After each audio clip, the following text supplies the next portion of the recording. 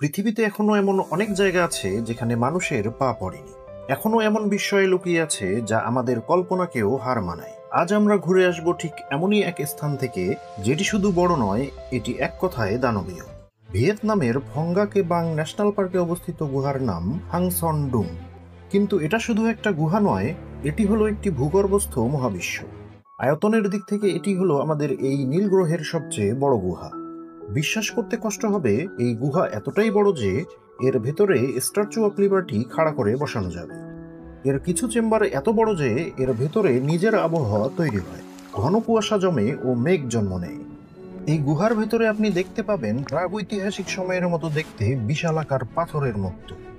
দেখবেন স্বচ্ছ জলের নদী, আর এই অন্ধকার রাজ্যে বাস করে বিশেষ কিছু প্রজাতির প্রাণী, যারা এই গুহাকে তাদের স্বর্গরাজ্য বলে জানে।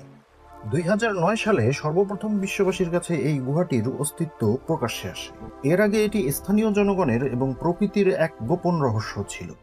প্রতি বছর সীমিত সংখ্যক সাহসী অভিযাত্রী কেবল এই প্রাকৃতিক বিস্ময় দেখার সুযোগ পান।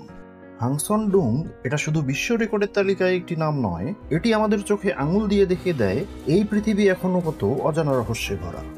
আমাদের চেনা জগতের ঠিক পাশেই এখনো অজানা এক মহাবিশ্ব অপেক্ষা করছে। এমনই অসংখ্য বিস্ময় হয়তো পড়ে আছে আপনার পায়ের তলায়, শুধু দরকার একটু খুঁজে দেখার চোখ। ভিডিওটি ভালো লাগলে লাইক করুন এবং আমাদের পরবর্তী ভিডিওটি সবার আগে পেতে সাবস্ক্রাইব করুন। ধন্যবাদ।